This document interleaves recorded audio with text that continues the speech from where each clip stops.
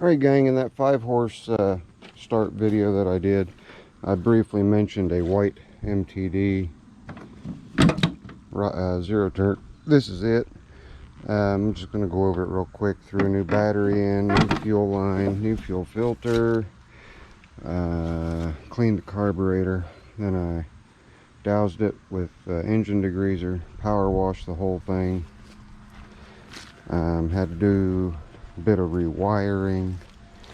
Got some rewiring done. I've got one tire here that goes down over the course of a little bit of time. Gave it an oil change. But we are just going to do a quick cold start, and then we'll get in the shop and I'll show you what's going on in there.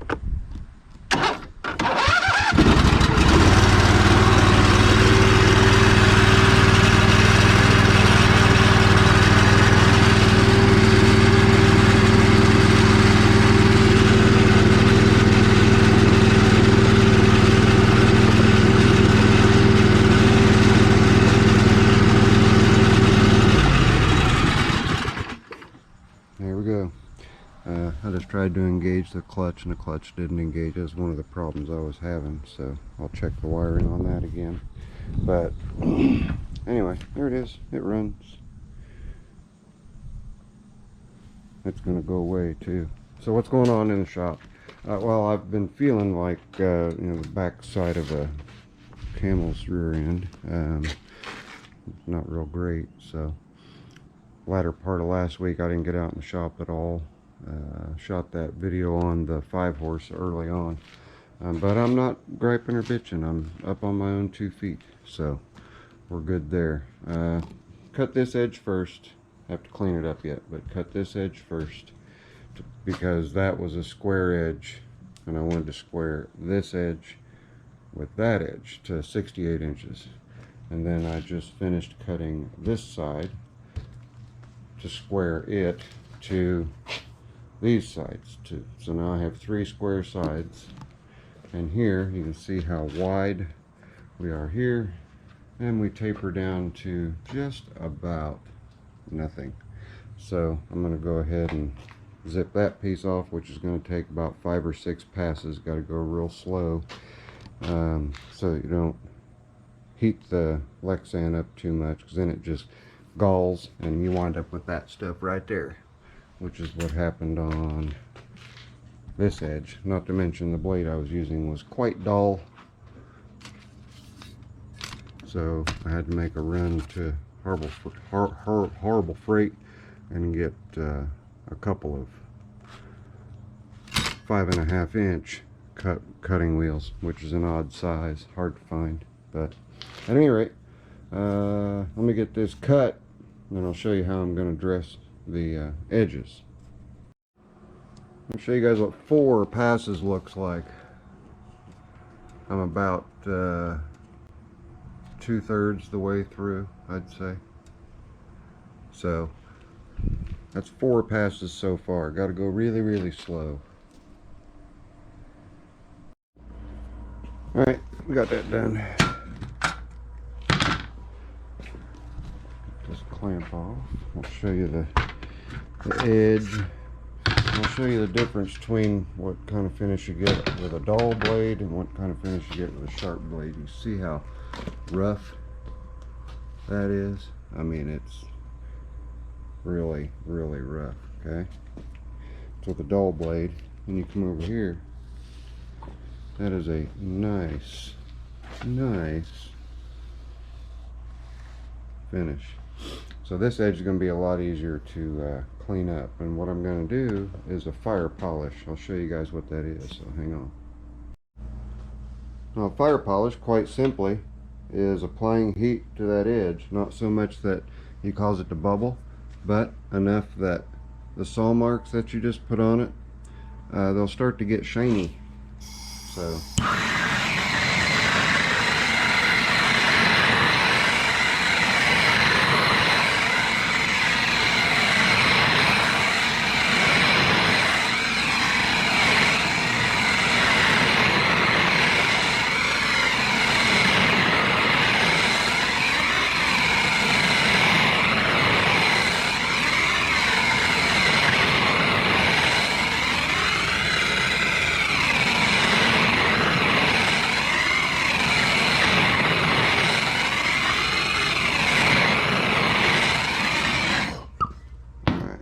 did that one little edge there, and I started to bubble just a little bit right here. But to look at this finish, then I'm going to come back. You can see through it, okay? I'll come over here, and you can't. All that does is just melts the plastic right where the saw marks are, and just cleans it up, just smooths it out. So I'm going to do that around this edge, and this edge. They may even round these corners off because they are going to be sticking out. Rather not skewer myself. No, they won't be. They'll be on the corners of the bench just like that. Okay, no, I don't need to. I'm going to put just a very slight bevel on this top edge, and I'm going to do all that with the belt sander just to smooth things out, and then we'll get this moved over there where it belongs. And we'll get all these two parts bins set over there, and we'll turn you back on once we get to that point. I'll show you guys what it looks like.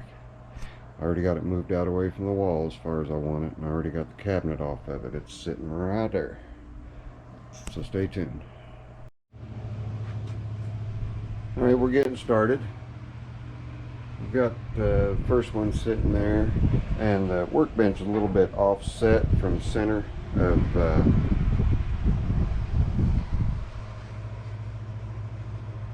right here. So kind of contemplating on what I'm going to do as far as putting something to stabilize that.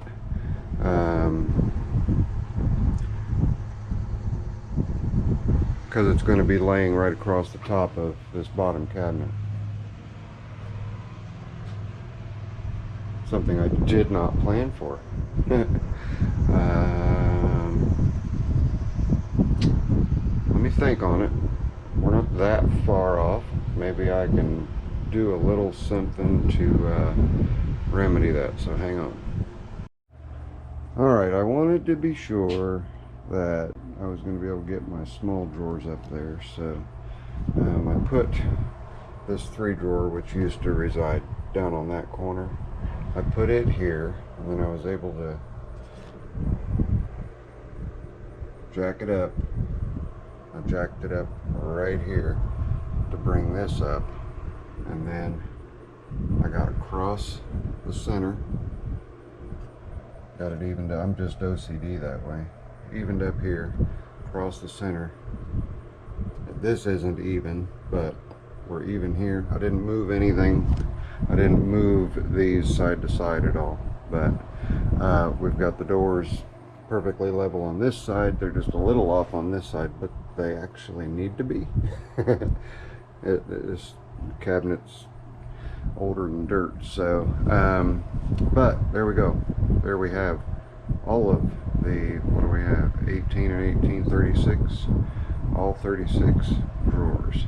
Now I can get all these out, completely out, with the wire brush there. With the vise, I either have to turn it sideways or back it out, and that would be just for that drawer and that drawer. What did I leave in there? Chain parts. But we got it, and everything is resting on solid points, resting on the heavier metal on either side here, and it's also lined up with this support here for these, and it's not holding a lot of weight up, it's just holding everything in position. It didn't take much to lift it. I just set the floor jack up right over here, just pumped it up. Sorry about the wind noise, I got the fan on. But there we go, and I can leave my angle grinders there. They're not a pain to get out, so I put them back in their respective spots. Where I used to set my hammers up right here next to this cabinet. Let's see, that would be these 3 hammers here, 1, 2, and 3. Obviously I have nowhere to set them up on there end anymore, but that's okay. They can stay at the ready up there. Not a problem. These are all of my number and letter stamps, 2 sets of each. One's 3/32 set, and the other one I think is a 1/4 inch set. But we've still got this stuff to go, but everything from here over was in the blue box. This is the only set of drawers I have left to find a home for, and oddly, it's the most organized. I've actually got boxes and things are actually organized in here. So yeah, don't laugh at me too hard. Probably going to pull the boxes out and load them in over here into the light gray parts sorter. And I don't know if I'm going to go so crazy as to do up a bunch of labels like I have done in the past, but I probably will do what's been done here and just take a marker and just put a generic description of what's there. Like I already know, these are all of my set screws, these are my cotter pins, and this is miscellaneous small screws, bolts, woodruff keys, drift pins, just a mix mash. Trying to remember what the Belleville washers, just I know what's in this because I've been in it many times. That hasn't changed at all. Same thing here, nothing's changed here. This has got taps and dies in it. You know, it clips, brass fittings down here, caps, more brass fittings, plugs and caps. I mean, I already know what's going on here, and I already know what's going on here. So but it is going to get more organized. But here's the tabletop finally covered in plexiglass, and I may go ahead and trim this back. I don't need that overhang on the front half of this workbench, but that might be kind of handy having a little bit of extra there. It may get in the way. We shall see. This corner, I'll probably nip this corner off just a little bit of an angle so it won't hurt as bad when I run into it. Both the wire wheel and the vise are just sitting in place right now. I'm done for the day, but I wanted to show you guys we had some progress. Finally got, you can see how nice that front edge turned out. And that edge there. Just heat it up. That's all you do. Just take a torch. You got to be careful you don't melt it, but just take a torch and heat it up. There wasn't anything I could do about these little notches. There's another one right over here underneath the vise. There wasn't anything I could do about those because, I mean, I suppose I could take some scrap pieces and fill those in, glue them in with some epoxy, because I do have. I might do that, but then again I might not. This piece here was plenty deep enough. Its only problem was it wasn't long enough, so you can see here. And I didn't square cut this edge, so this edge starts narrow here and it gets wider as it goes back. But with what this workbench is intended for and what it has been doing, it's all been great, and that part's been there, may very well end up over here.